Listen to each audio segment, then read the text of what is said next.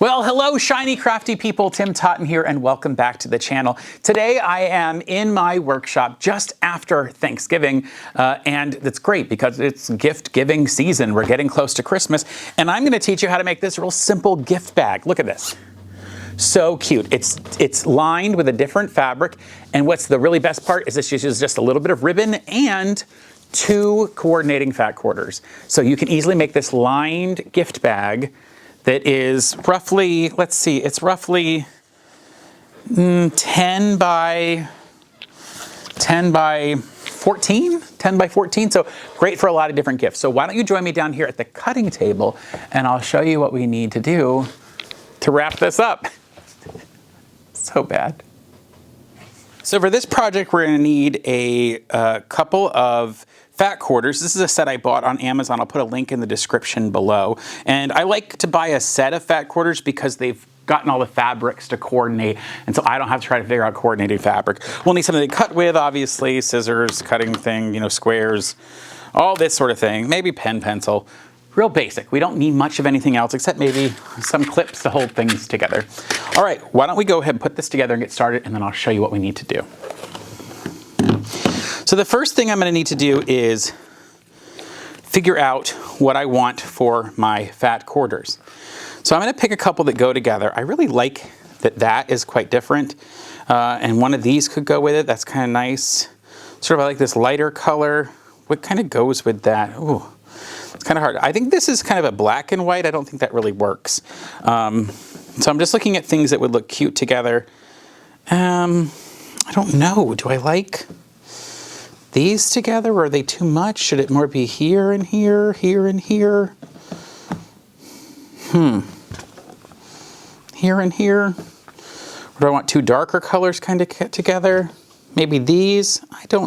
It's a hard choice. Well, they put several together that go together, so why don't I do, I think I like these 2 together right here. And we're making a gift bag, so it's gonna be real easy. Now, if you were gonna make an item that you thought would get washed a lot, then you probably need to make sure that you wash these ahead of time because you want them to pre-shrink. I'm making a gift bag. I don't think it'll get washed that often, so I'm not gonna worry about doing it. However, you know, in the best interest, you probably should wash all your fabrics ahead of time. I'm gonna take these to the iron and iron them real quick and then be right back. All right, so I've just cut both of these out appropriately. Now, for a gift bag, these are both fat quarters. And to understand that fat quarters are basically 1/4 of a yard of fabric. They roll out a yard of fabric, they open it up to its full width, which is usually 44 by 36, and then they cut quarters out of that. So these are usually 22 by 18. Now, if I were to fold this in half and sew the edge and the bottom, you'd get a gift bag, but it'd be kind of tall. And I actually need some ribbons as well for this, so I don't want to have to get ribbon. So I'm going to go ahead and cut this down to a smaller size. So what I'll do is I'll fold that in half. And I'm going to use a line on my table, but you could do this however you need to do it. And I'm going to square this up so it's squared up. So I will use a cutting implement here, and I'm going to square it up. Also, because sometimes they cut them at wonky shapes. So I'm actually going to cut this to 17 inches. And again, however you need to do that is how you need to do it. It's no problem. So I've got that now done. And then I need to cut across the top to also square that up. And so that'll actually be about 2, 4, 6, 8, 10, and 11 inches across there, which works because remember the 22 divided by 2. Just cut the tiniest amount off of that, and now I have a square. But I still think this is too big of a gift bag, so I'm going to cut a 2-inch strip off of the end here, and that'll allow me to make ribbons. And I'll need those ribbons. I'll need a ribbon to be able to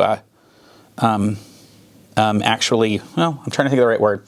I'm going to need that ribbon so that we can close the bag, if that makes sense.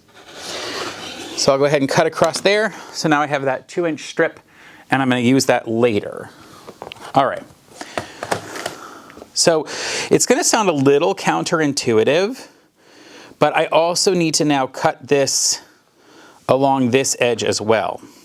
And that's because I need to be able to put an opening on either side for the gift ribbons. So I'm going to put this down. Remember I said I knew I have 22 inches. I'm going to cut it at 11.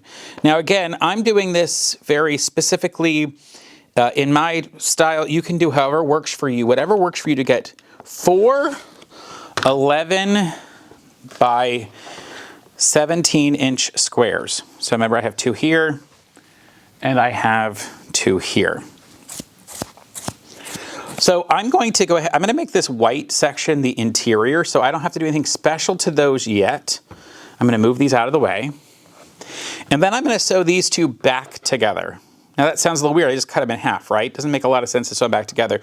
But what I need to do is leave a channel to put our ribbon through, to put our fabric ribbon through. So I'm going to go ahead and put those together, and I have to decide how far down I want the drawstring to be. I want to leave enough fabric at the top that it kind of creates a frilly top. So I know that I want to go down a couple of inches. So I will take my ruler here and say, let's say we're going to go down and put that at 3 inches, and then we'll leave a 1/2 inch opening before that's where the ribbon will go through. In fact, I think I'm going to leave a 3/4 inch opening. There's not a reason to go too small. And I'll put the same thing on the other side. 3 and put a 3/4 inch opening. All right. So I'm going to sew the top down and sew here down, and I'll sew across the bottom too. So I'm going to go ahead and leave these 2 sides open. I'll show you what that looks like in just a moment. So I'm here at my machine, and I am going to go ahead and sew. And normally I would use a 1/4 inch seam allowance, but for here I want to go a little wider, and I'm going to tell you why, because I've got to flap these open in just a minute. So I'm going to go ahead and use a 1/2 inch seam on these. And remember, I'm going to stop and backstitch where we have our opening left for our ribbon to go through. Now I'm just using a mark on my machine that tells me where the 1/2 inch mark is. You can draw this on if you need to. Now for the bottom, I'm not worried about a 1/2 inch seam. I can do whatever seam I want along the bottom edge. But I want to make sure I'm using a 1/2 inch seam down each side as I go through.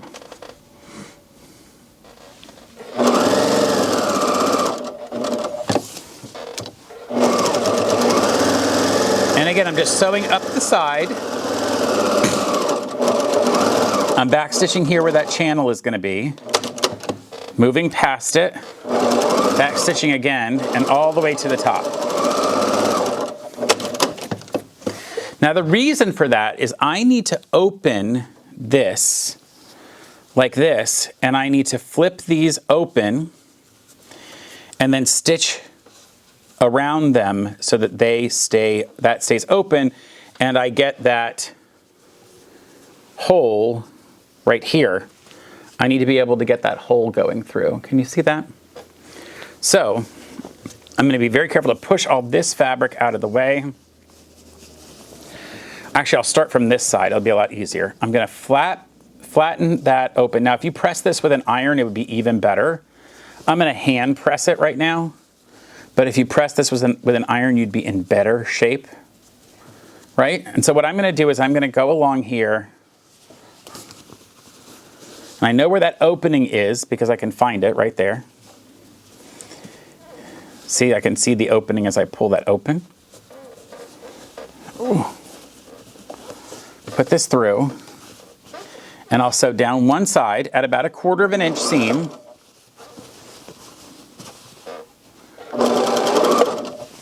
Make sure all my fabric is flattened open. See here that the seam is opened up. I'll go just past that and turn. Now you could mark this out, by the way, with a chalk marker or a pencil or something else. And again, make sure all your seams are flat and come back up to the top. Perfect. And what that has done now is that has sewed down those pieces of fabric and left that opening in there. This is an improvement over what I did with my last wine bag tutorial, and you can find that up above somewhere along the top of this you can see it. There'll be a thing that pops up. I'll make sure it does that. Same thing on the other one. Remember, we're gonna go ahead and flap this open. This is why we had to cut that in half. We had to cut it in half for that reason. So we go down until we find the opening there. And if you want to, you can go ahead and find the opening and put a mark with you could put a pin into it. So I found the opening right in here, and I could put a pin further down. Doesn't matter which side you sew on. I'm just so used to sewing on the left side of everything. All the way down to that pin. I'll take the pin out. I sometimes sew over my pins, and it's pretty problematic. Okay, and then we'll go right back up the other side.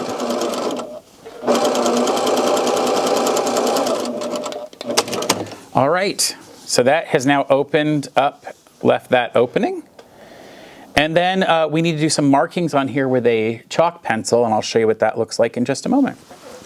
So one of the things I'm going to do now is mark that channel across here, and you can see where my stitching ended. So I'm just going to connect the two pieces of stitching to one another with a chalk mark, because that'll give us that channel in the right place. And then I'll measure up 1 inch from there and just draw another line, because that's where we'll put our other stitching channel.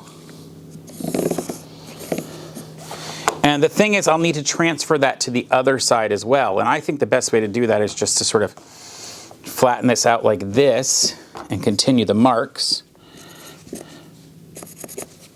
Same thing on the other side. Then I can flatten it out and connect those two marks.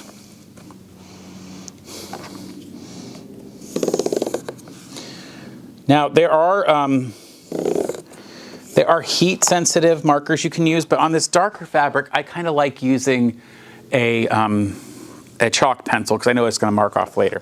So that piece is done for the outside, and now we have to do the same thing on this inside piece, but really you have to remember, you don't have to put those circles in, because we're only going to do the fabric from the outside. So I'll just sew this as a U shape, a bucket, and then when we sew them together in the top, then they'll go together. So I'll do that. All right, so what we have to do is we have to sew these together first, which I talked about. So I'll sew this finished piece down and around, and I have to make sure I use the same, even though I'm not going to put in those pieces, those channels, I still need to put my 1/2 inch seam allowance, otherwise it's going to be too big. So I want these to be the same size.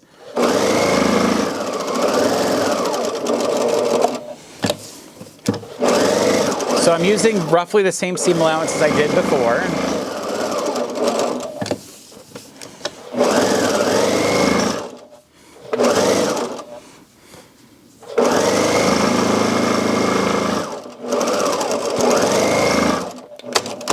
All right, so now you could clip these corners, by the way, if you really wanted to. I'm not that worried about it. And then I'm going to put this, basically, since I have this one turned right sides out, so it's pretty, I'm going to put this inside of the other one that's wrong sides out, and that way the right sides will be together and I can sew them together along the top. Once I do that, then I'll need to set up the channel and feed the ribbon through, and we're done. So what I'm going to do is make sure that I line up these two seams, these edges right here. I know where this seams come together. And I will flatten this one out on the back so it matches the other one. And just line those up. And you can put a pin or a clip, whatever makes the most sense. Now you don't need a super long seam allowance along the top. You can use 1/4 inch is fine. Again, flatten these out so it matches the one below it. Go ahead and put that on there. And you can use a clip if you want. I have a nice clip here. Some people love to clip, and you could clip all the way around if you felt like you needed to. I'm not worried about it because I'm gonna be able to see far in advance how far it's going. And this, you can just start anywhere on here. Just remember to leave an opening. So what that means is you'll need to leave a space for to turn this inside out. And so you want to leave an opening somewhere along there. So let me just show you what I would do. Somewhere along this edge, I would leave an opening. So let me just take a pin and put a pin somewhere in here, line those up.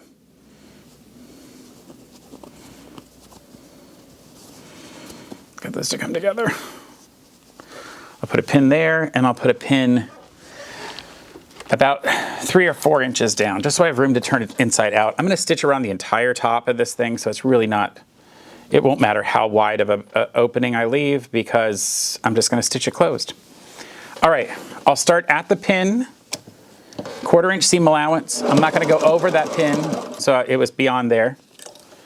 And just keep stitching. Take this out. Again, if you're more comfortable with a wider seam allowance here, use a wider seam allowance, whatever makes the most sense for you. Now, I got a lot of pins sticking me in here, so I'm going to take out the ones I've already gone past.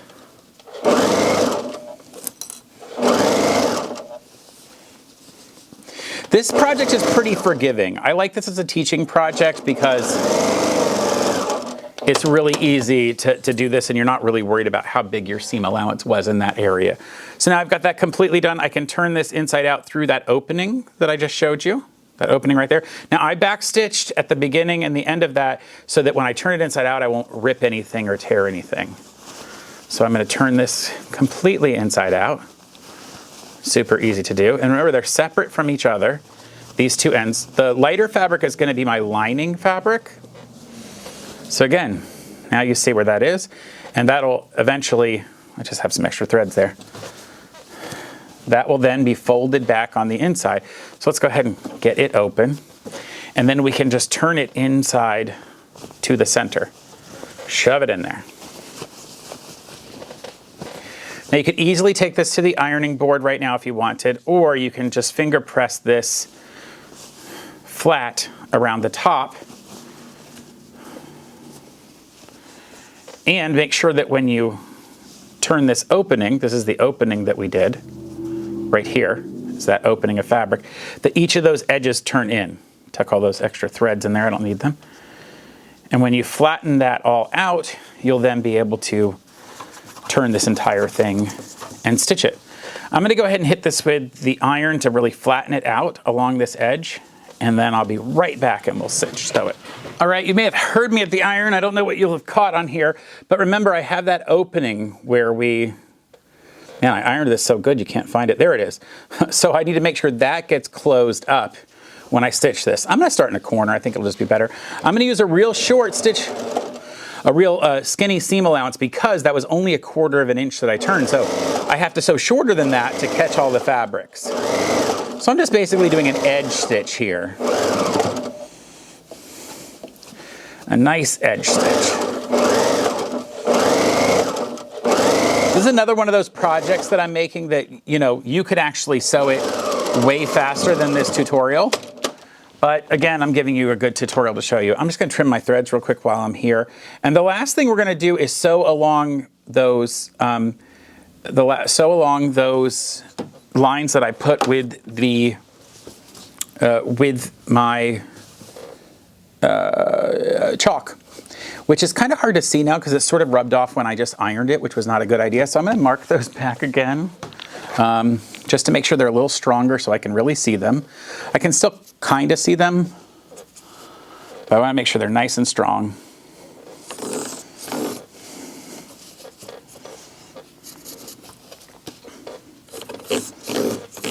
Yeah, look how good that is. And I'll mark these again. Again, I should not have hit it with my steam iron a minute ago, and that sort of wiped off those marks, which is great because it tells me it'll wipe off the marks later when I'm ready. All right, now you can't just stitch it like this. If you stitch it flat like this, it would put it would like get stuck here because you sewed through it. So you actually have to sew only through one set of layers. So I've got to open this up and get all this other fabric out of the way. So I'll go ahead and do the farther one first, the one that's lower. And if you need to put any pins in it to hold the fabrics together, by ironing them, I think I really got them nice and flat, so I'm not too worried about it. And I'm just gonna Keep moving the fabric out of the way so it's not underneath it. And again, this is actually way faster than you might expect to do. It goes pretty quick. Well, I have a pretty fast sewing machine. You might not have a machine this fast, but also my machine's into a table, and if it was not stuck down into a table, I could actually take off the attachment on a side of a typical sewing machine, a standard home machine, and you could just easily put this through like you're doing a sleeve. Obviously, I'm using a different sort of sewing machine, so it's not gonna do that. I'm gonna go around again, and this is creating the channel for my ribbon to go through. Now, it depends. I liked this contrasting white thread. I want you to see it, but you could use a matching thread and it would look a little bit more maybe professional. The best way to make this look professional, though, with a contrasting thread like this is just to make sure that you're following your lines and you're being even. If you're not being even, then it would cause a problem. Like, you want to make sure your stitches come back together in the same place. If you're not going to do that, maybe a matching thread makes a little more sense. So I'll just clip my threads, but you'll notice that this now has allowed those, if I can get to it, it's allowed that channel to still be in there. All right, I want to show you the last step, which is putting the ribbon through the channels.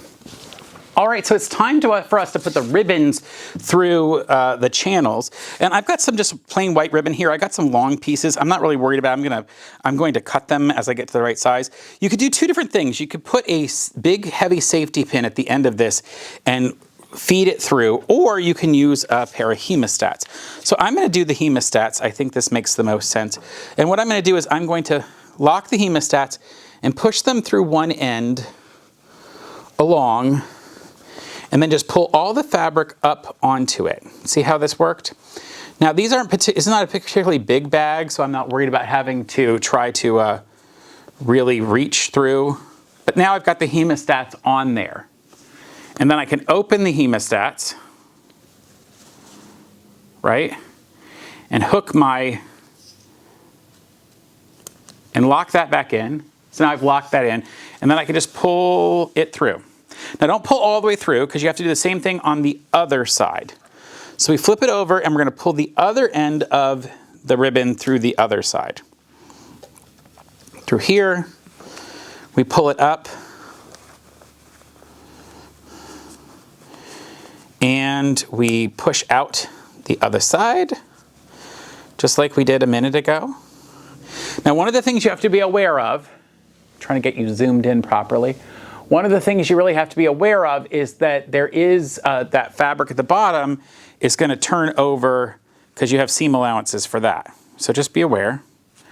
So we open that up, put our hemostats on, I'll lock them again, and then pull it straight through. Now I can let them go, and I pull those all the way through. So now I have my fabric, my first ribbons through one side. I want to give you a more zoomed in view for the next one. Now we're going to do the same thing with the ribbons to come out this side over here. And the way we do that is we now need to basically go from this end and pull a ribbon through. So we'll do the same thing. We'll get our hemostats and lock them. Push it inside. Now we're going to be going over top of the ribbon that's already in there. Then we come out the other side here. Pull these other ribbons up and out of the way. We will unlock this hemostat just enough to get our ribbon hooked on. Lock it again and pull through. All right, then we flip it over. Now, we've got 3 pieces coming out this side, and then only one out of this side. So obviously we go back in from this side to get this piece and bring it through. Lock our hemostat, go in. It's a little weird to do it the opposite direction. I hadn't done that yet. Pull it through. Just be really careful because there's extra fabric in here. The bottom fabric, remember, hasn't been stitched out of the way.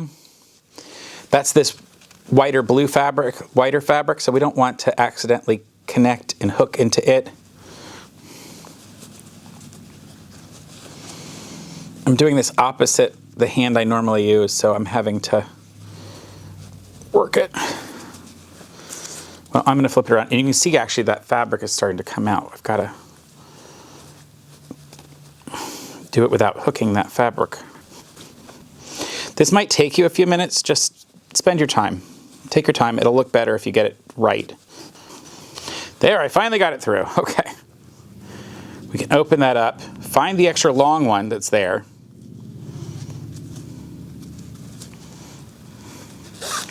Let's pull it through. All right, perfect. All right, so that was a lot of work to show you that.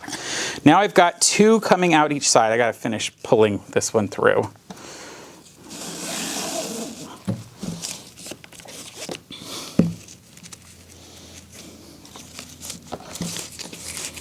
And what happens when you pull the two sides is that it then hooks up.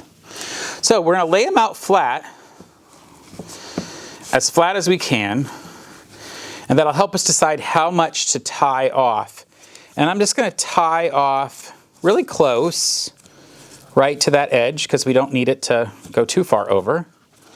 Right close to that edge. And then decide how much of this do we want to leave as a, I put a little bit there. And I'll zoom us out and you can see the rest. So the same thing on the other side. I'm going to tie it similar. So you put something in here, you pull the two sides. You've got a cute little gift bag, and you can tie it again if you want and put a bow in it. If you want it to be really cute that way, you could do that, or you could just leave those two ends to hang as your gift bag. So that is our cute gift bag. I think this is so cute and actually easy to make. Now I made it with fat quarters, but you certainly could use bigger pieces of fabric to make some larger bags if you wanted to. You could also use even smaller and maybe smaller ribbon and make it more like a jewelry bag or something for a person. But the nice part is with having those two side draws is that when it's flat, it's real easy. There's not actually a lot of extra ribbon laying around, and it's super easy to close up, just like that. And because it's lined, you get this cute little bit of fabric at the top. And it's not really reversible. That would be hard to do here. I have shown a reversible version in the past, and again, I linked that up. I'll put it in the description below. It'll be a lot easier. If you're on mobile, just click on the title of this video and it should bring up the description. So that was real easy. 2 fat quarters made this really, and a little bit of ribbon made this really cute gift bag. I hope you consider making it for someone in your life. And until next time, stay crafty. Bye for now. You know, it's actually the end of November, so this is perfect for Christmas. Oh, now I have to buy someone a gift.